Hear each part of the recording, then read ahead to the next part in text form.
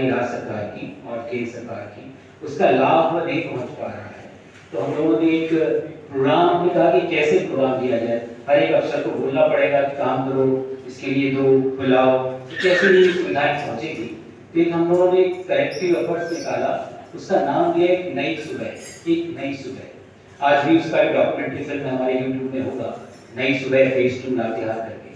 तो उसमें यही था कि जो भी विभिन्न प्रोग्राम है, चाहे हमें घर देना है या बहुत तरह के जो हमारा स्थान है वो बिल्कुल नहीं बदला है, वो वही की वही है। आज हमको आज के समय में जो महत्वपूर्ण बात है, तो कैसे हम सब लोग मिलकर के एक इंक्लूसिव एनवायरनमेंट क्रिएट करें, एम्बियंस क्रिएट करें, ये हम लोग की बहुत पहल होनी चाहिए। अभी मैं प्रिंसिपल सेक्रेटरी हूँ।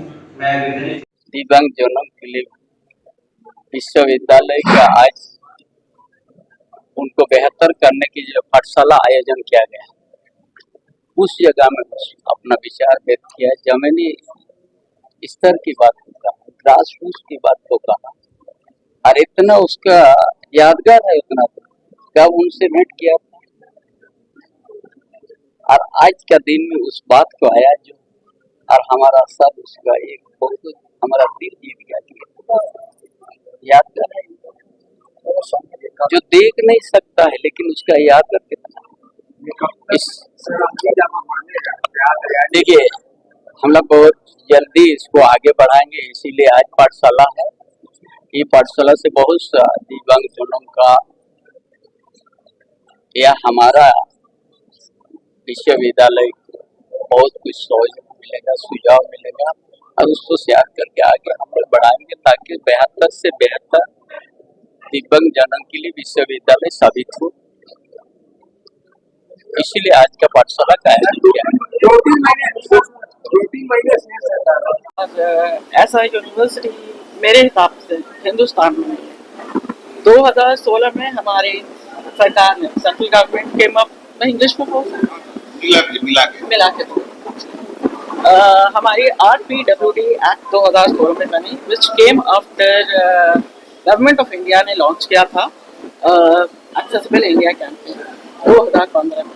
2016 में हमारी एक्ट आई, उसके बाद में 2017 में रूल्स भी आई हैं, और उसके बाद एक और गाइड बुक जैसे आप कह सकते हैं उसको कहते हैं harmonized guidelines for accessible spaces, जो कि 2021 में आई। That is meant for infrastructural accessibility. अब इन सब के बेसिस पे डिफरेंट मिनिस्ट्रीज और डिपार्टमेंट अपनी अपनी गाइडलाइंस निकाले हैं। उनसे यूजीसी ने भी अपनी गाइडलाइन निकाली है उनके हिसाब से कि हम यूनिवर्सिटीज़ को, हायर एजुकेशन इंस्टीट्यूट्स को हम किस तरह से एक्सेसिबल बना सकते हैं। हम स्टूडेंट डिसेबिलिटीज़ को, जैसे डिफरेंट हमारा जो एक्ट है उसके हिसाब से 21 तरह की डिसेबिलिटीज़ हैं। हाउएवर आप अगर देखेंगे तो मोटा मोटी 4 टाइप का डिसेबिलिटी होता है जिसको एक्सेसिबिलिटी की जरूरत पड़ती है। उनमें जैसे हो गया डेफ, अब मैं डेफ भी हूँ और मैं व्हीलचेयर भी यूज़ करती हूँ। तो हो गया आपका जो विजुअल चैलेंज है, उसमें आप ब्लाइंड भी हो सकते हैं और आपका विजन कम भी हो सकता है। कॉग्निटिव डिसेबिलिटीज़ में आपका all mentally all intellectual disabilities होते हैं, वो सारे आ जाते हैं, ऑटिज्म वगैरह, स्पेक्ट्रम डिसऑर्डर, सब कुछ आ जाते हैं। और उसके बाद आपका हो गया लोकोमोटर, जिसमें कि मेरे तरह के लोग जिनको व्हीलचेयर चाहिए या वो वॉकर से चलते हैं। इन सब तरह के स्टूडेंट्स को अगर हम अपनी यूनिवर्सिटी में लाएंगे तो उनको हम कैसे अकोमोडेट कर सकते हैं। उनको रीजनेबल अकोमोडेशन भी चाहिए और उनको इंफ्रास्ट्रक्चरल एक्सेसिबिलिटी भी चाहिए।